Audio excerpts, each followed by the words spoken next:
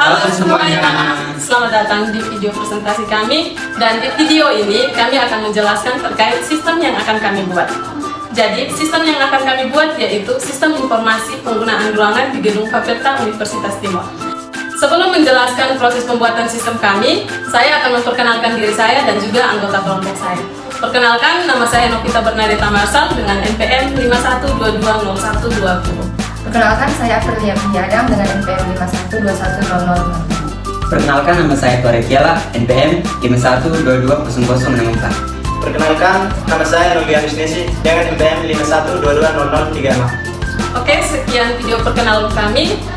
Selamat menyaksikan video presentasi kami. Baik, kita akan masuk pada latar belakang. Sistem informasi penggunaan ruang Fakultas Universitas Timor merupakan solusi digital yang dirancang untuk memudahkan pengelolaan dan pemantauan penggunaan ruangan di Fakultas Pertanian. Penggunaan ruangan di gedung Fakultas dinilai kurang efektif karena mahasiswa masih kesulitan dalam mencari ruangan untuk kuliah pengganti di luar jadwal kuliah dan kegiatan lainnya. Sistem pencarian ruangan di gedung Fakultas masih dilakukan secara manual dengan bertanya pada admin prodi, security, maupun dosen yang mengajar dalam ruangan tersebut. Yang berikut, kita masuk pada tujuan dari perancangan sistem informasi penggunaan ruangan di gedung Fakultas.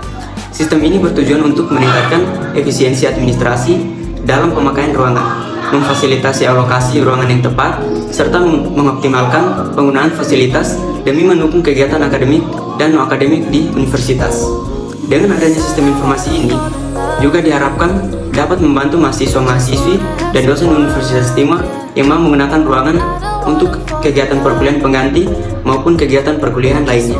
Baik, kita akan masuk pada rumusan masalah. Yang pertama itu, bagaimana pengembangan sistem informasi penggunaan ruangan berbasis Android yang mudah dan efisien.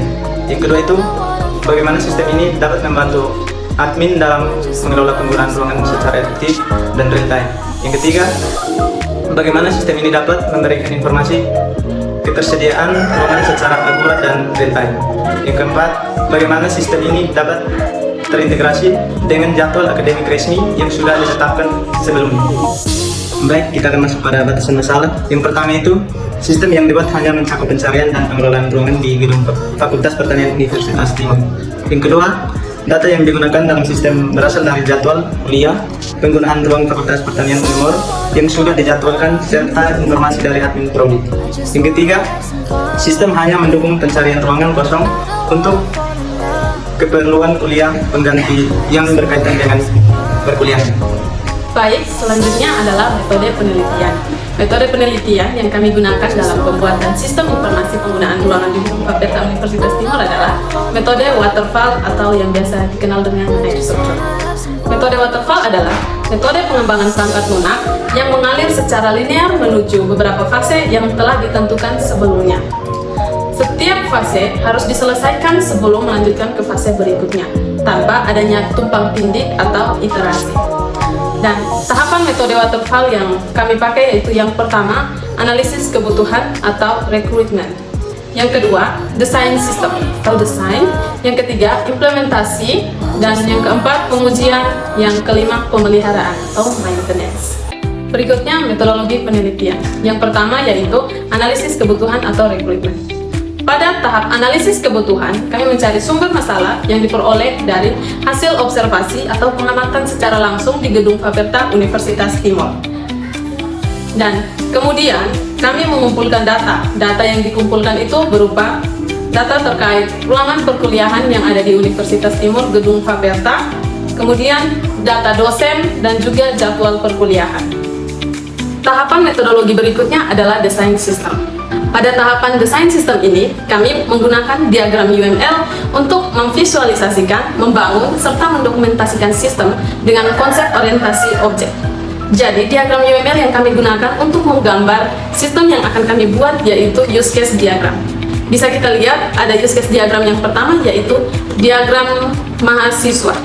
Jadi, di situ mahasiswa bisa memilih menu-menu yaitu lihat ruangan, lihat jadwal, pinjam ruangan, serta lihat status peminjaman. Menu yang pertama, lihat ruangan itu terdiri dari 3 menu yaitu lantai 1, lantai 2, dan juga lantai 3. Sedangkan dilihat jadwal, kami menyediakan 2 submenu lagi, yaitu jadwal perkuliahan dan juga jadwal penggunaan ruangan. Dan selanjutnya pada lihat status peminjaman, ada notifikasi yang masuk ketika jika admin menerima pinjaman kita, maka statusnya akan menjadi diterima, sedangkan jika ditolak akan menjadi ditolak.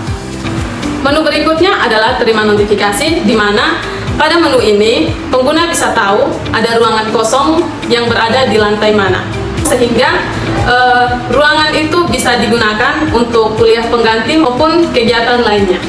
Selanjutnya ada use case diagram admin, yaitu aktor yang mengelola sistem ini.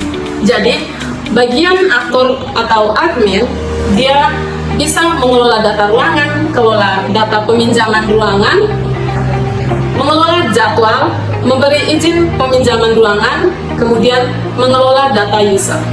Pada bagian kelola data ruangan, admin bisa mengakses lihat data ruangan, update data ruangan, tambah data ruangan, dan juga menghapus data ruangan.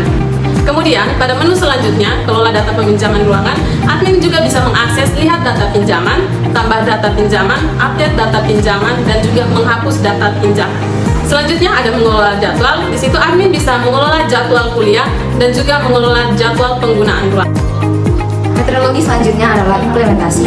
Tahap implementasi ini berdasarkan hasil desain sistem yang telah dibuat dan akan diimplementasikan ke dalam kode atau akan dilakukan proses coding dengan menggunakan teknologi web yang tersedia untuk proses pengelolaan data beserta database sebagai tempat untuk menyimpan data. Hasil dari tahapan ini adalah sistem informasi manajemen yang berbasis web yang dapat berjalan secara online, sehingga sistem ini dapat selalu diakses oleh pengguna. Di sini ada 3 tampilan yang dapat kita lihat bersama, yaitu yang pertama adalah tampilan front end, ada tampilan back end, dan juga ada tampilan kodihan. Metodologi selanjutnya adalah pengujian sistem atau testing. Tahap pengujian dilakukan untuk memeriksa kesesuaian sistem yang telah dibuat sehingga sistem dapat berjalan dengan baik dan tidak terjadi kesalahan pada sistem. Pengujian sistem dilakukan dengan menggunakan metode pengujian black box yang dilakukan dengan menguji input sistem dalam keadaan yang valid dan tidak valid sehingga menghasilkan suatu output yang sesuai atau tidak.